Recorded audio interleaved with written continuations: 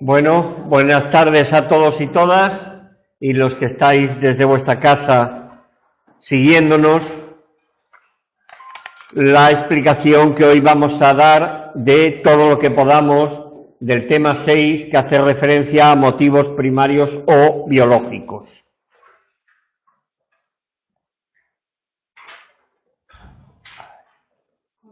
Hola. Los motivos, las causas por las cuales llevamos a cabo conductas motivadas, es decir, lo que nos motiva, podemos clasificarlos en motivos primarios o biológicos y motivos secundarios o aprendidos.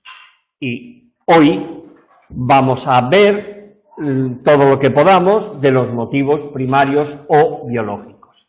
Se caracterizan así porque tienen un sustrato fisiológico y están relacionados con la supervivencia de los organismos y también de la supervivencia de la especie a través de la reproducción de los organismos de esa especie.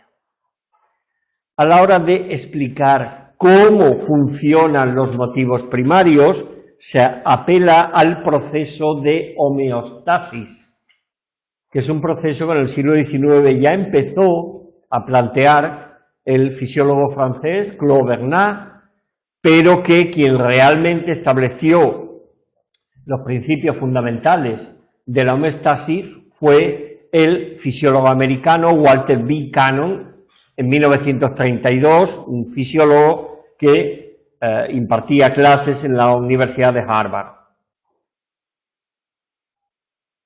El proceso de homeostasis es un proceso de autorregulación, de modo que cuando hay un desequilibrio en nuestro organismo, se ponen en marcha una serie de acciones con objeto de restablecer el equilibrio. Los motivos primarios más importantes son el hambre, la sed, el sueño y el sexo.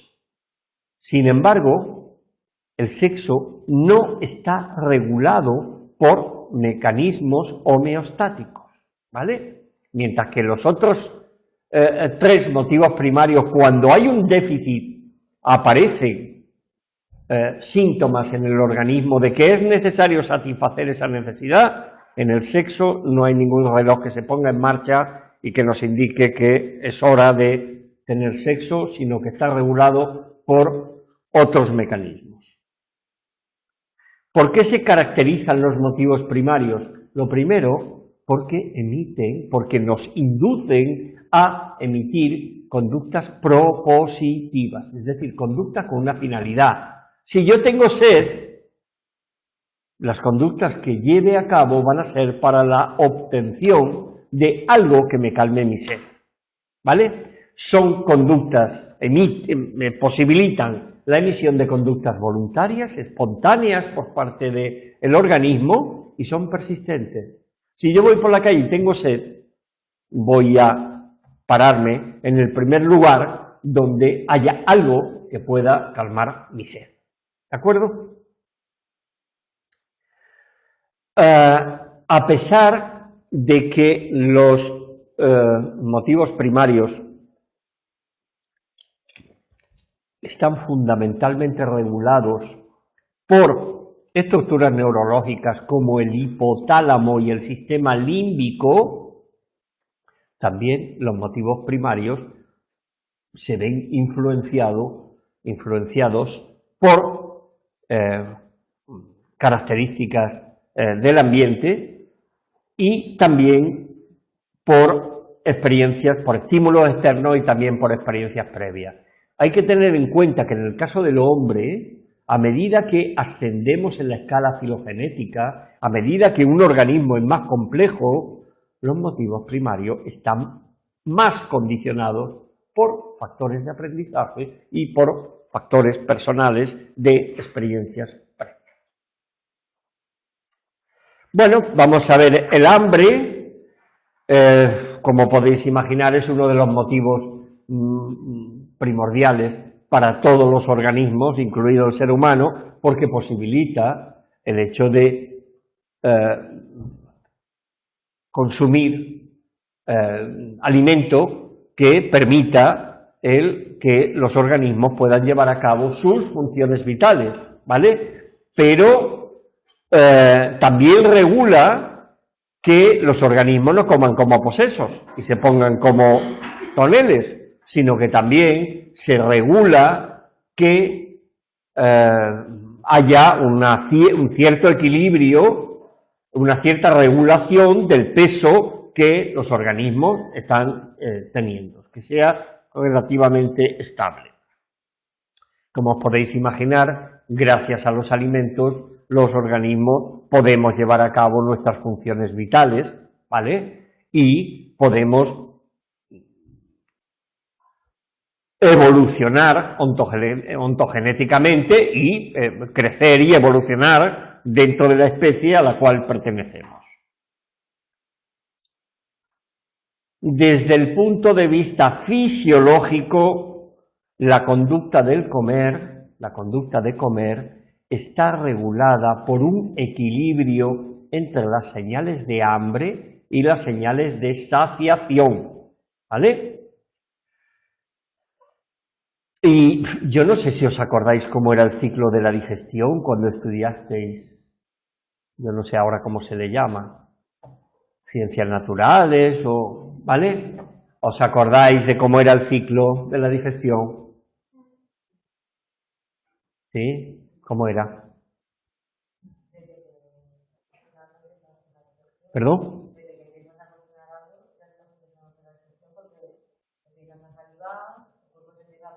Sí, pero ¿cuál sería la secuencia? Bueno, primero introduces alimento, ¿verdad? No masticas en vacío. ¿Lo dices por mí? No. Aquí hay puñales ya, ¿eh? Hola. Hacemos, se nos convierte en un bolo alimenticio, a través del esófago va, ¿a dónde? Al estómago, y allí pasa algo, ¿no? ¿Y quién lo segrega eso?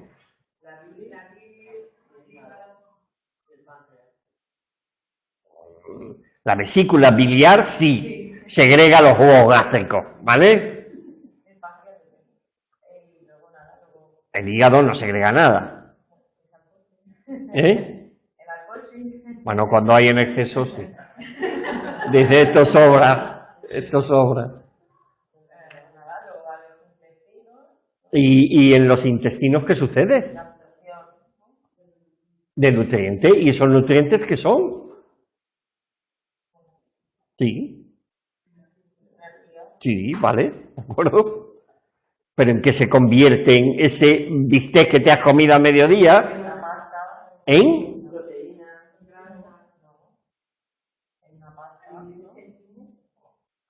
Se convierte en glucosa que sirve de alimento a nuestras células, ¿vale? Y la glucosa que sobra, ¿qué hace nuestro organismo? La que sobra, toda no. La glucosa no la expulsa, la glucosa es buena. La almacena en el hígado y los residuos y todo aquello que no nos sirve ya lo excretamos fuera, ¿vale? Se han planteado como señales de hambre, es decir, que alertan al organismo de que hay que comer, la disminución de los niveles de glucosa en la sangre. Y esa es la hipótesis glucostática que propuso Mayer en 1955. Es decir, que cuando nuestro organismo, por ese mecanismo de autorregulación, detecta de que no hay suficientes niveles de glucosa en sangre, envía una señal diciendo, ojo, es necesario comer, ¿vale? Y también se ha propuesto como señales de hambre la secreción de la insulina por parte del páncreas, ¿vale? Y se considera que esa señal de hambre también es la que se ocupa de regular un poco el peso corporal, ¿no? Es decir, es una señal más a largo plazo, no es una señal inmediata, sino que regula también el peso. Recientemente, bueno, en el texto aparece en 2016, yo no lo conocía hasta que leí ello, recientemente parece que se ha detectado una hormona, la grelina, que es segregada por el estómago, y además esta hormona está conectada con el ciclo, bueno, lo que se llama el ritmo circadiano, ¿vale? Es decir, el ciclo diario, de modo que esa hormona se activa cuando, a través de la costumbre, aparece una hora en la cual es la hora en la cual comemos. No sé si os sucede, pero cuando cambia la hora, nosotros seguimos teniendo apetito a la hora que teníamos apetito, no a la nueva hora. Es decir, nuestro organismo nos avisa. Y esa es la grelina. Y además de eso, se ha detectado también a la leptina, que es una hormona segregada por el tejido adiposo, ¿vale? Y esa, contrariamente a la grelina, que lo que hace es inducir a que tenemos que comer, la leptina es una señal de saciación, ¿vale? De decir, ya está bien, yo ya tengo, excesivo tejido adiposo, así que hazme el favor de contener la ingestión de alimento, que se nos va a poner unas posaderas excesivamente amplias. Pese a que la conducta del comer o la saciación está regulada por factores bioquímicos y por factores fisiológicos, la mayor regulación se lleva a cabo a nivel neurológico por parte del hipotálamo. Mirad por favor la página 265.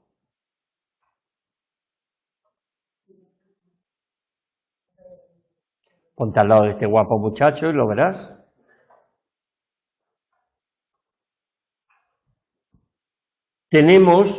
Son estudios realizados con ratas, en los cuales se pone de manifiesto que cuando a las ratas se extirpan una parte del hipotálamo, aparecen deficiencias en cuanto al control de las señales de hambre y las señales de saciación. Si un animal tiene deteriorado el hipotálamo ventromedial, disminuye la sensación de hambre y, por tanto, porque envía señales de saciación. Además, el deterioro de esas áreas también altera la palatabilidad de los alimentos. Ya os explicaré después qué es la palatabilidad. Quedaros aunque las alteraciones en el hipotálamo ventromedial alteran las señales de saciación, de modo que el organismo no recibe señales de ya está bien, no comas más, y lo que produce es hiperfagia y conduce a la obesidad de un organismo. ¿Veis esta ratita lo hermosa que está? Las lesiones en el hipotálamo lateral provocan sensación, o sea, la función del hipotálamo lateral es provocar sensaciones de hambre y regular el peso corporal. De modo que lesiones en esas áreas lo que provocan es que ya no hay sensaciones de hambre, con lo cual los organismos no comen, se produce pérdida de apetito que puede conducir a la afagia y, en un caso extremo de esa afagia, puede conducir a la muerte de ese organismo. Bueno, parece ser que otra parte del hipotálamo, el núcleo paraventricular, también está implicado, pero bueno, aquí no explica en qué modo, y por si acaso saliera en el examen, pensar que dentro del hipotálamo la región del hipotálamo ventromedial, lateral y paraventricular están relacionadas con las señales de hambre y saciación en los organismos. Bueno, aunque la conducta del comer esté regulada hormonalmente, esté regulada bioquímicamente, esté regulada neurológicamente,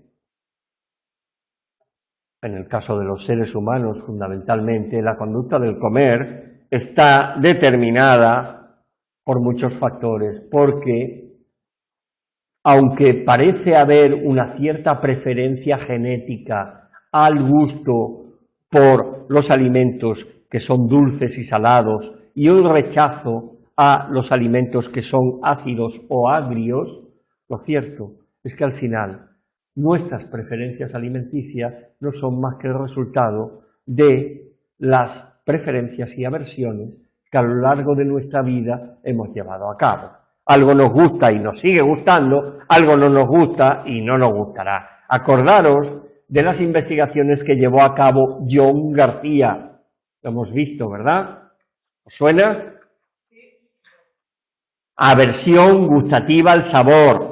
Basta una sola experiencia con un alimento para que rechacemos ese alimento y a lo largo de nuestra vida, es decir, si un potaje de garbanzo nos sentó como un tiro, que hasta nos tuvieron que llevar a urgencias por un cólico, que a nadie se le ocurra poner un plato de garbanzos delante nuestra, porque vamos a mantener una aversión continua, ¿vale?, hacia esos garbanzos.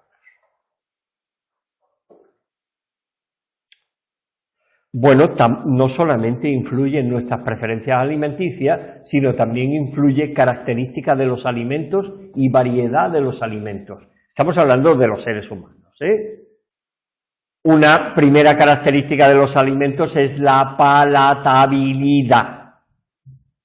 Yo no sé cómo sois vosotros y vosotras de comedoras.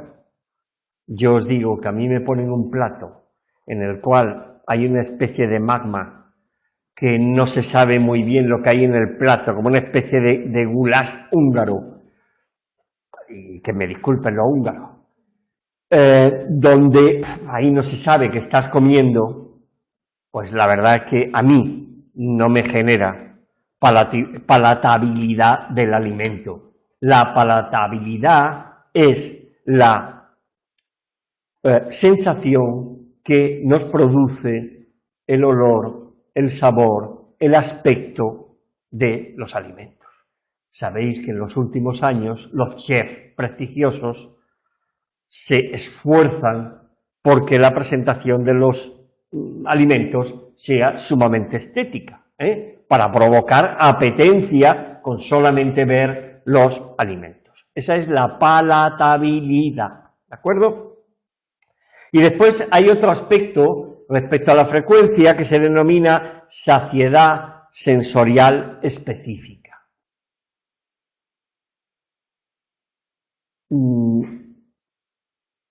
¿Qué os pasa cuando vais a un hotel que tenéis el desayuno incluido y es tipo buffet?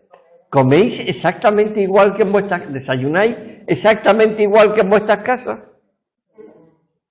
No, O sea, si esto está pagado, hay que sacarle el rendimiento, por lo tanto comemos como toros, de modo que si podemos comer para patear la ciudad en la cual estemos visitando sin necesidad de pararnos a mediodía y ya tranquilamente por la noche ya cenaremos, pues mejor. ¿Qué pasa? Cuanto mayor es la cantidad de alimentos que tenemos a nuestra disposición, mayor es la cantidad de alimentos que consumimos, ¿vale? Si en un hotel, mira, nuestros recursos económicos han sido escasos y hemos ido a un hotel de una estrella, ¿vale? Y ese hotel de una estrella nos ha puesto un croissant, un café con leche y un huevo, cocido o duro. Pues pocas posibilidades va a haber de ponernos las botas con la comida, ¿verdad? Y después de comido un huevo duro, es decir, ahora me voy a comer otro. Bueno, lo mismo, no comemos otro. Pero después de 3 o 4 huevos ya no sigue uno comiendo huevos duros, ¿no? Porque se ha producido saciedad sensorial específica. Dice, allí ya no quiero más huevos duros y como no hay nada más que comer, dejo de comer. Bueno, ni qué duda cabe, ¿no creéis que favorecen factores sociales y culturales en la comida? Muchas veces la comida es el argumento para reunirse familia, para reunirse amigos, a ver si quedamos y vamos a comer, ¿verdad? Distintas culturas pues tienen, distintas culturas o religiones tienen procedimientos en los cuales decide qué alimentos son propicios para comer, ¿vale? Es decir, alguien que practique la religión judía y practica el sabbat, pues el sábado hay unos rituales para la comida que se tiene que comer, ¿vale? Alguien que practica la religión musulmana, pues sabe que en la época del Ramadán, pues hay alimentos que se pueden comer y horas en las cuales se puede comer, ¿vale? En la religión cristiana, pues cuando yo era pequeño, los viernes no se podía comer carne, ¿vale? Y los jueves y viernes de Semana Santa, pues no solamente no se podía comer carne, sino que había que ayunar, y además las radios pues tenían música sacra todo el día, porque había que conmemorar la muerte de Jesús. Es decir, que cada cultura, cada religión establece tipos de comida y regulación acerca de procesos de elaboración, distribución, etcétera, etcétera. Bueno, queda claro ha quedado claro los conceptos fundamentales del hambre. Vamos con la sed. Lo primero, dentro de la sed podemos distinguir entre sed primaria o biológica, que es una sed producida cuando hay un descenso en los niveles de líquido de nuestro organismo. Es decir, por ese mecanismo de regulación, de autorregulación, cuando hay un descenso en los niveles de líquido, se envían señales de que es necesario ingerir líquidos. Yo he recibido la señal y voy a proceder a ello.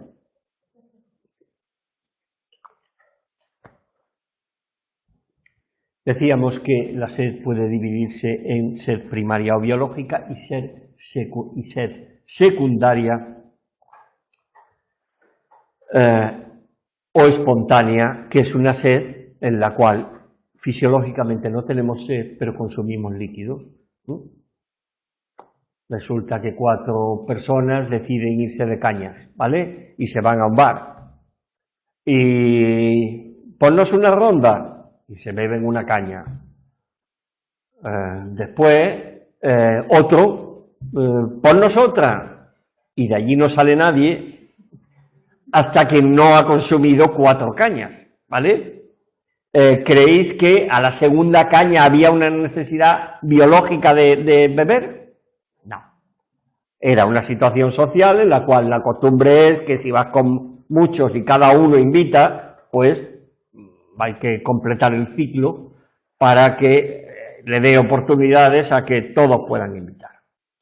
El agua es un elemento indispensable para la vida de los organismos y la ausencia de agua puede causar la muerte antes que la ausencia de alimento. Es decir, el agua es más sensible a provocar muerte que no el alimento. Y en el caso del ser humano, que vamos a ir de ufanos, creyéndonos, bueno, una especie de semidioses, entre el 45 y el 70% de nuestro organismo es agua. Es decir, que una proporción importante de nuestro organismo no es más que agua. Nuestro organismo trata de mantener un equilibrio entre las ganancias de líquidos y las pérdidas de líquidos. Las ganancias las tenemos a la hora de ingerir líquidos, ¿verdad? A la hora de tomar alimentos que contienen una alta proporción de líquidos, que se van a transformar en agua, ¿de acuerdo? O el agua que produce nuestro organismo cuando disuelve las grasas, ¿vale? Cuando no le damos alimento y le damos ejercicio, lo que hace nuestro organismo es disolver las grasas y convertirlas en agua, con lo cual expulsamos grasa pues a través de la orina, ¿vale? O las propias heces, ¿de acuerdo? Pero nosotros también tenemos pérdidas de agua a través de la respiración, a través de la transpiración del sudor, ¿vale? Y, como no, a través de la expulsión de orina o heces, y heces, donde ahí pues va mucho agua. En el equilibrio hídrico, en el equilibrio de líquidos de nuestro organismo, también intervienen dos componentes. Interviene el sodio en el líquido extracelular e interviene el potasio en el líquido intracelular. Por tanto, además de agua, sodio y potasio son los elementos fundamentales para tener un equilibrio hídrico importante. La distribución de ese 45 al 70% de nuestro peso corporal, que es agua, no se distribuye homogéneamente en nuestro organismo, sino que un 67% del agua está dentro de las células de nuestro organismo, en el interior de las células. Y a eso se le llama fluido intracelular.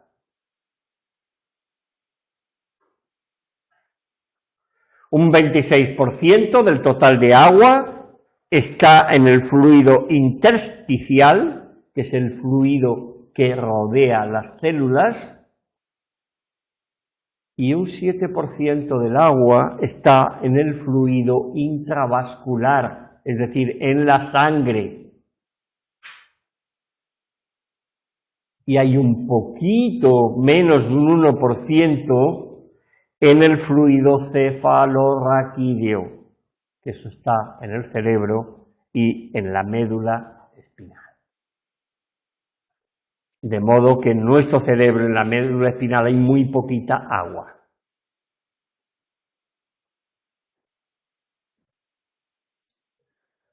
Vamos a ver cómo se produce el equilibrio entre el fluido intracelular, el interior de las células, y el fluido intersticial, el que está alrededor de las células. Esto yo os aconsejo que lo tengáis claro, porque son conceptos fundamentales acerca de la regulación de agua en los seres humanos y en los mamíferos. Cuando el líquido intersticial, es decir, cuando el fluido que rodea las células pierde agua, se vuelve más denso y se produce hipertonía, que obliga a que salga agua del interior de las células. ¿Vale? Si el líquido que rodea las células se vuelve muy denso, por ese mecanismo de autorregulación del agua, que es el 67% del agua del interior de las células, sale, ¿vale? Para mantener ese equilibrio. ¿De acuerdo? Si en el líquido intersticial hay un exceso de agua, se produce hipotonía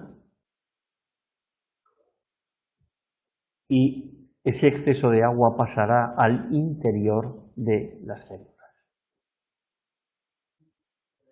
Cuando existe un equilibrio entre el agua que está en el interior de las células y el agua que está fuera de las células, decimos que ese organismo tiene un equilibrio isotónico, ¿vale? Cuando vamos a tomar una bebida y nos venden la moto de que esa bebida es isotónica, está diciendo que esa bebida no altera el equilibrio del líquido que hay en el interior de las células y en el exterior de las células. ¿De acuerdo? ¿Queda claro eso?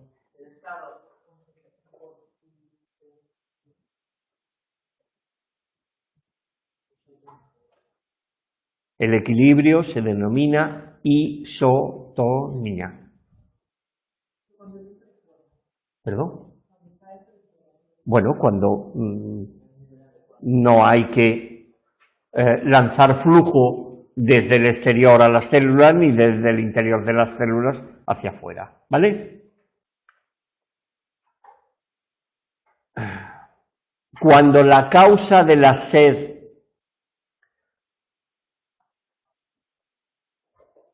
se produce por pérdida de agua o sodio intravascular, es decir, en la sangre, sí, en la sangre, y eso puede producirse ¿por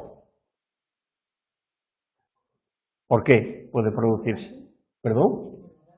Porque hemos perdido sangre, se puede producir por vómitos, se puede producir por diarreas, hay situaciones en las cuales hacen que se pierda sangre de nuestro organismo, ¿vale? Se pierda agua y sodio dentro de nuestro organismo. A ese tipo de sed se le denomina sed volémica o volumétrica, causada por una pérdida de agua o de sodio en la sangre. Sed volémica o volumétrica.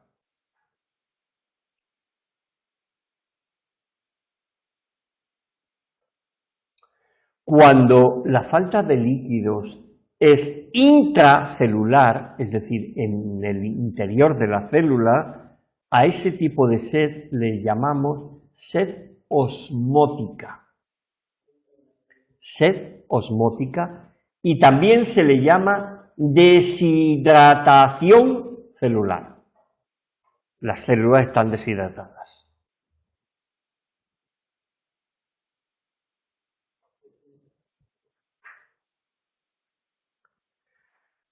El control de la saciedad viene determinado por los receptores del hígado y del intestino delgado. El hígado y el intestino delgado envían señales de cuando ya hay un exceso de líquidos en nuestro organismo. Otra cosa es que nosotros le hagamos caso o no. Ya es nuestra decisión. Pero también nuestra boca nos puede enviar señales. Cuando tenemos sed, ¿qué sucede en nuestra boca? Y cuando nuestra boca está muy fluida, excesivamente fluida, pues parece ser que ya está bien, ¿no? Es decir, no es necesario seguir bebiendo líquidos. La saciedad también puede venir de la boca, del esófago y del estómago. El órgano fundamental en la regulación de los niveles de líquidos son los riñones, ¿vale? ¿Habéis tenido alguna vez cólico nefrítico? Bueno, Dios quiera que no lo tengáis nunca, pero eso es una cosa espantosa. Está provocada porque los uréteres, las vías de conducción del líquido hacia la vejiga, queda obturado. Es decir, debido a la calidad del agua, se solidifica y se forman cristales, de modo que, bueno, el cólico nefrítico se llama el parto de los hombres, porque el único modo es expulsar con mucho dolor pues aquellas piedrecitas que impiden el poder llevar a cabo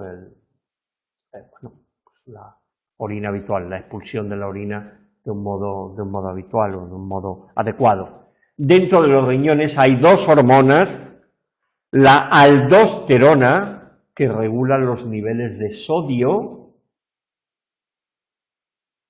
y la vasopresina, que regula los niveles de agua en los riñones.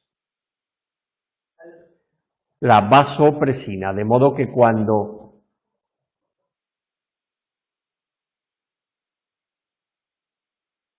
es necesario, es decir, es la que induce la expulsión de agua por parte de los riñones. Vasopresina. Bueno, todo esto hace referencia a la sed primaria o biológica causada por un déficit en el equilibrio hídrico de nuestro organismo. Pero en el caso de la sed secundaria o sed espontánea, ahí ya no hay regulación química, ni regulación fisiológica, ni regulación neurológica. Ahí están factores aprendidos, factores culturales, factores religiosos, etcétera, etcétera. Es decir, ahí hay toda una serie de componentes aprendidos a lo largo de nuestra vida. Bueno, en la sed también interviene el fenómeno de saciación sensorial específica, ¿vale? Un amigo nos invita a su casa, que hemos tomado. ¿Qué te parece si te vienes y te tomas unos chupitos en casa? ¿Vale? Y nos saca 18 botellas de chupito. ¿Creéis que vamos a tomar un solo chupito?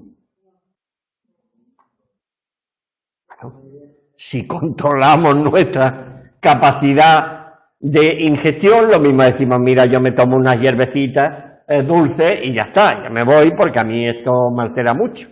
Pero si empieza a decir, mira, esto es un orujo gallego, que eso es, venga, copita de orujo gallego. Esto es no sé qué canario, pues venga, échale canario. Y ahí, a lo tonto, pues termina uno con toda la colección de chupitos que había sacado. Yo no sé si lo sigue apareciendo por televisión o no, pero hay un anuncio que a mí, cuando lo vi, me impactó muchísimo, de aguas Fombella, agua ligera. Yo, que me perdonen los competidores de agua Fombella, pero aparecía un anuncio de una botella de Fombella, grasienta, amarillenta, induciendo este organismo, ¿vale? Y entonces empieza a aparecer, a introducirse agua Fombella, y ese líquido grasiento y amarillento y poco deseable de ser nosotros los que lo tengamos en nuestro organismo, pues queda todo transparente, translúcido, como una especie de cuerpo de ángeles donde no hay absolutamente nada de grasa en nuestro organismo, ¿no? Bueno, pues eso lo vamos aprendiendo. Y si yo voy al supermercado y me ha quedado impactado por el agua Fombella, pues lo mismo, exacto, elegiré, en vez de otra agua, el agua Fombella. No, caray, yo quiero tener un organismo así de limpio, así de translúcido, así de cristalino. ¿Qué os parece? ¿El beber es un factor de relación social?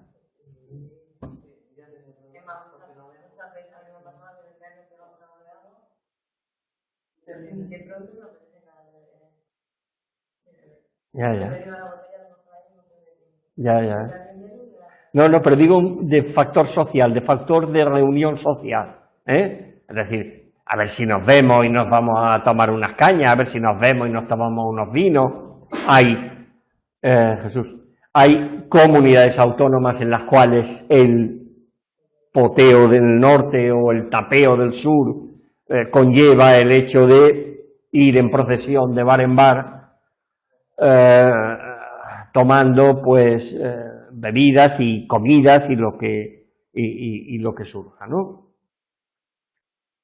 También la bebida contiene aspectos culturales.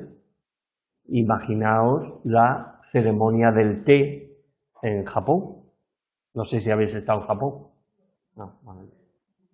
Yo no. Yo he estado en China y en Tailandia, pero en Japón todavía no he llegado.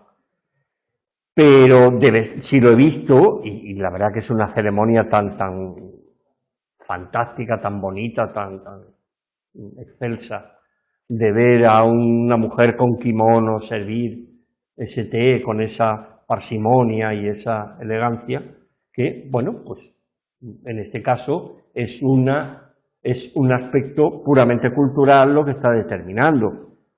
¿Y no os parece que cada cultura establece qué es lo que se bebe en una determinada región, en una determinada época? Imaginaos que os vais a Múnich, al Oktoberfest, y os plantáis allí y un bávaro, como un armario, os pregunta qué queréis tomar, y le pedís un Bitterkampf. Pues yo me parece que no vais a ser muy bien recibidos allí. Bueno, yo no sé si en Múnich hay Bitterkampf o no, pero desde luego, si vamos a un sitio, se supone que lo que vamos es a consumir las bebidas propias de ese sitio o de esa celebración que se esté llevando a cabo. Bueno, vamos a ver lo que nos da tiempo de ver del otro motivo primario, que es el sueño.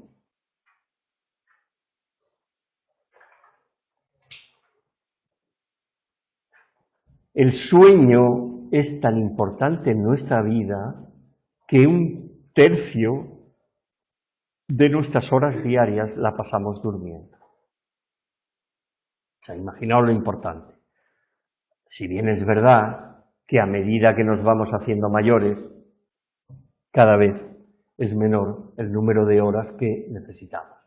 Pero un adulto joven, como mínimo, necesita de media unas 8 horas de sueño al día, porque el sueño tiene una función reparadora, tanto a nivel fisiológico, tanto a nivel celular.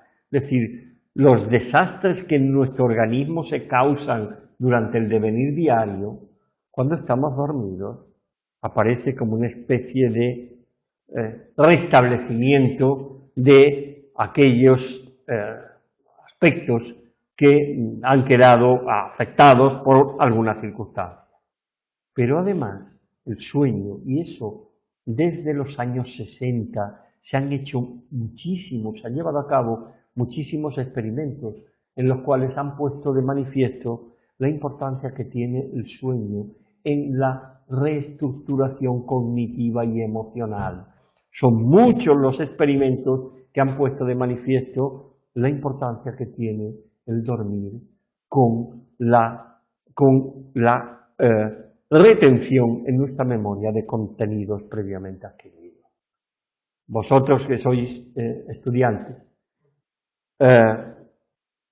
yo a veces me quedo asombrado. Mira que llevo muchos años dando clases, me sigo quedando asombrado de que alguien me diga, pues yo 10 días antes de los exámenes no duermo y me pongo a estudiar. Bueno, pues vale, tú sabrás lo que haces.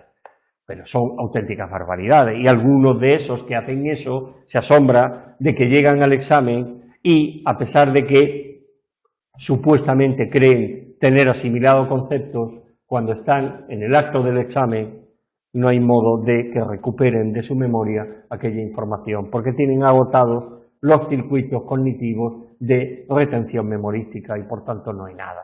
Y bueno, hay algunos casos aquí en el centro que ha habido de personas que han entrado en estado de pánico porque ha sido tal la situación de angustia que le ha provocado esa situación que han entrado en pánico con un incremento desproporcionado del nivel de ansiedad. Bueno, vosotros y vosotras, conocedoras de eso, ni se os ocurra la quincena antes del examen disminuir vuestras horas de sueño, porque eso no favorece absolutamente nada. Sí, yo no sé cómo tenéis distribuidas vuestras horas de estudio, pero si un estudiante decide que después de cenar va a dedicar 1 hora, hora y media a dar un repaso a algunos de los temas de las asignaturas que lleva, y después de haber cumplido esa hora, hora y media de estudio que él o ella se ha planificado, y, no sé, va hacia donde está su pareja y le dice qué os parece si nos vamos a la cama, y con su pareja lleva a cabo las actividades que ellos decidan y duermen los dos como benditos, a la mañana siguiente todo ese contenido va a estar perfectamente consolidado en la memoria. Por el contrario, si después de haber terminado esa hora y media, nos ponemos en la tele a ver Gran Hermano VIP, Sálvame Deluxe o alguno de esos programas culturales que favorecen el acrecentamiento de la capacidad intelectual de las personas, pues es probable que muchos de los contenidos que hayáis estado aprendiendo, que hayáis estado tratando de asimilar, van a quedar interferidos por esos contenidos. Se produce un deterioro de la memorización por la interferencia de contenidos ajenos a lo que habíamos asimilado. Y eso es una fuente importante de olvidos dentro de nuestra memoria. No. No. Y yo te respondo. Hay personas que funcionan mejor estudiando por la mañana. Hay muchos tipos de estudiantes. Hay personas que funcionan mejor por la mañana. El primero que estudió la memoria, Hermann Ebbinghaus, él decía que funcionaba mejor por la mañana. Hay otros estudiantes que funcionan mejor por la noche. Eso cada uno tiene que saber, conocerse a sí mismo y ver cuándo rinde más. Hay estudiantes que se sientan en una mesa y a los 5 minutos están procesando información, ¿vale? Y hay estudiantes que se sientan a la mesa y se pasan 20 minutos leyendo y no se enteran absolutamente de nada, tienen un desarrollo lento, ¿vale? Hay estudiantes que a la hora de haber estudiado ya están agotados, ¿vale? Y por tanto, ¿para qué seguir sentado? Levántate, da 4 vueltas, tómate 4 vasos de agua, relájate y vuelve si tienes que volver. Seguir sentado, obligándote, no conduce a nada. Y otros que tienen una mayor capacidad de ampliar la duración del periodo de estudio. Un periodo de estudio más de hora y media no es aconsejable, ¿vale? Porque es imposible, ¿vale? Pero hay distintas curvas, ¿vale? Por eso, como cada uno es como es, Tony, como cada uno es como es, hay distintas curvas. La persona que a los 5 minutos está produciendo tiene una curva acelerada, ¿vale? La persona que tarda más es una persona en la cual no produce, cada uno tiene su curva de rendimiento, ¿de acuerdo? Todo esto ha venido de que, por favor, desde los años 60 del siglo XX, la experimentación ha puesto de manifiesto que el sueño es fundamental para la consolidación de conocimiento.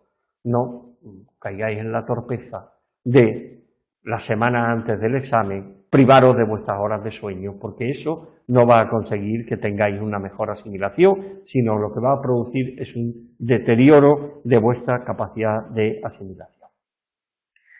¿Qué factores determinan el número de horas de sueño? Bueno, eso lo hemos vivido todos, ¿no? Factores ambientales, ruido, frío, tormenta, calor, viento.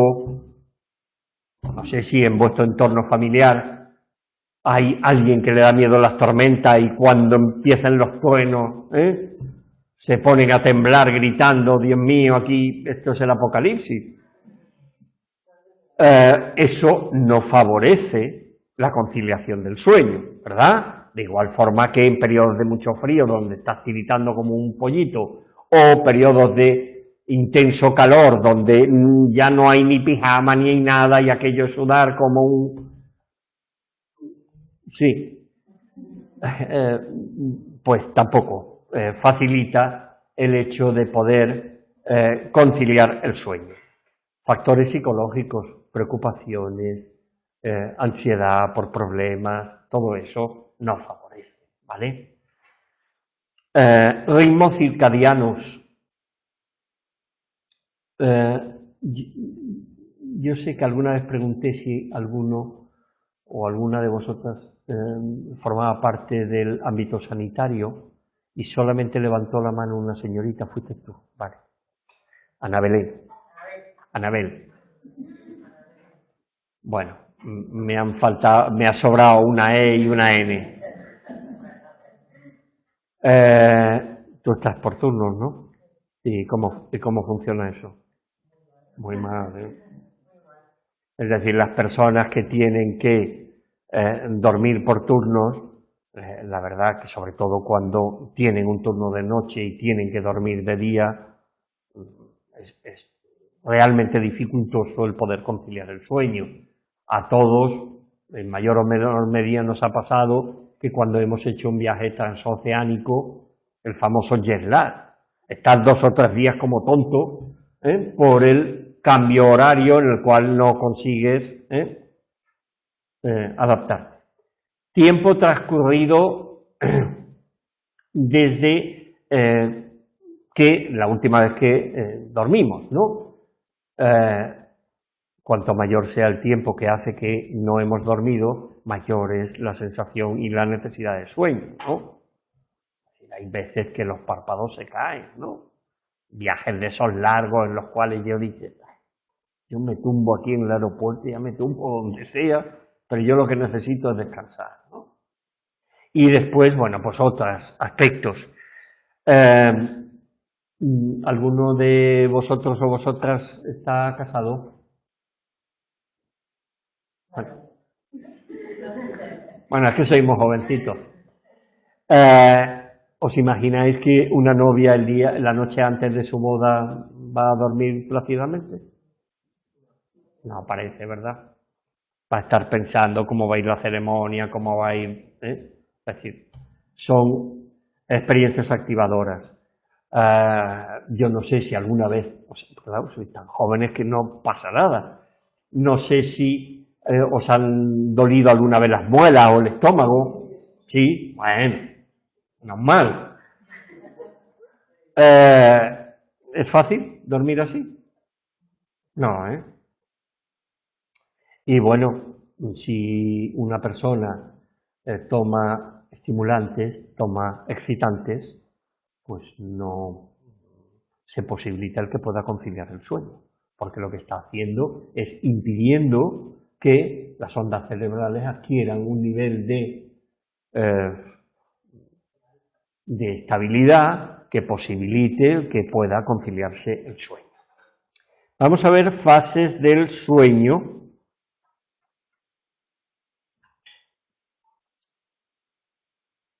Demen y Kleitman, estos investigadores que veis en la página 279, en 1957 establecieron 5 fases de sueño. 4 fases de sueño lento y una fase de sueño MOR. MOR es un acrónimo de movimientos oculares rápidos. En otros textos veréis que se describe como REM, ¿vale? Y es lo mismo, pero tomando el acrónimo en inglés. MOR y REM es lo mismo. Y eso lo hicieron sometiendo a los sujetos a una prueba de sueño, es decir, tenerlos monitorizados toda la noche durmiendo y controlando las ondas electroencefalográficas que los sujetos iban presentando en cada una de las fases del sueño que estaban. Fruto de esos descubrimientos establecieron esas fases. Fase 1. Si miráis la página 281, también os ayudará a ver las ondas cerebrales que aparecen.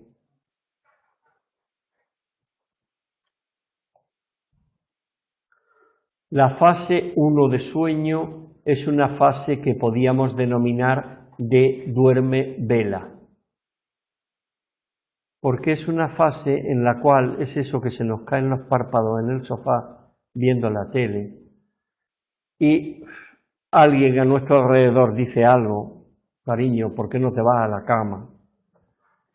Y nosotros miramos, no, si yo no estoy dormido. Es una fase en la cual toda la actividad encefalográfica es la actividad zeta, de 3,5 a 7,5 hercios. Hercios son ciclos por segundo. En esa fase todavía tenemos contacto con el exterior. Todavía si sucede algo nos enteramos, que cuando alguien dice cariño, vete a la cama que te estás durmiendo, tenemos capacidad como para poder captarlo. La fase 2 podía ser denominada fase de sueño superficial. En él siguen predominando las ondas zeta, pero aparecen cosas raras, porque aparece un uso de vigilia, es decir, aparecen ondas más propias de la vigilia que no de estar dormidos, y aparece el complejo K una vez cada minuto, que es como una especie de caída de la onda. ¿Lo veis? En esta fase ya no tenemos acceso a la información del exterior, ya no hay movimientos en los ojos y el tono muscular es bajo. Es decir, estamos así, nuestro tono muscular es más bajo. La fase de sueño 3 es una fase de sueño intermedio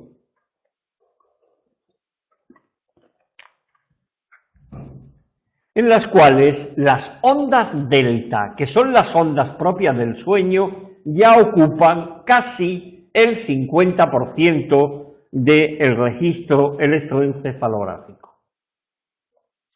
Ya estamos en una fase de sueño reparador. Y esa fase es de sueño reparador tanto objetivamente como subjetivamente, ¿vale? Es decir, si el sujeto ha completado esa fase, el sujeto al levantarse por la mañana se siente descansado, ¿vale? Por lo tanto, hay un sueño reparador tanto desde el punto de vista objetivo como subjetivo. Obviamente en esta fase perdemos absolutamente el contacto con el exterior. Sí, perdón. La primera fase sí tiene establecida, la fase 1 tiene establecido 15 minutos, ¿vale? Y la fase cuarta tiene establecido a los 15 minutos, perdón, a los 45 minutos. ¿La fase cuarta? Sí. En la fase 1 de duerme vela, más o menos está establecido que esa fase dura unos 15 minutos, ¿vale? Claro, claro. Si tienes a alguien que te está diciendo, Cari, vete a la cama, y tú dices, yo no me voy a la cama, por lo mismo, hora y media estás ahí en la fase 1. La fase 2 y la fase 3 van entrando, pero no tienen un tiempo predefinido, ¿vale? Decíamos que en la fase 3 ya hay una pérdida absoluta de contacto con el exterior, no hay movimiento de los ojos, el tono muscular es bajo, es decir, no hay movimiento muscular, y llegamos a los 45 minutos aproximadamente de haber empezado una fase de sueño, llegamos a la fase 4 de sueño profundo. Es una fase en la cual todas las ondas son delta. Fijaos la cadencia que tienen esas ondas, ¿lo veis? Son ondas de 3,5 hercios, ciclos por segundo.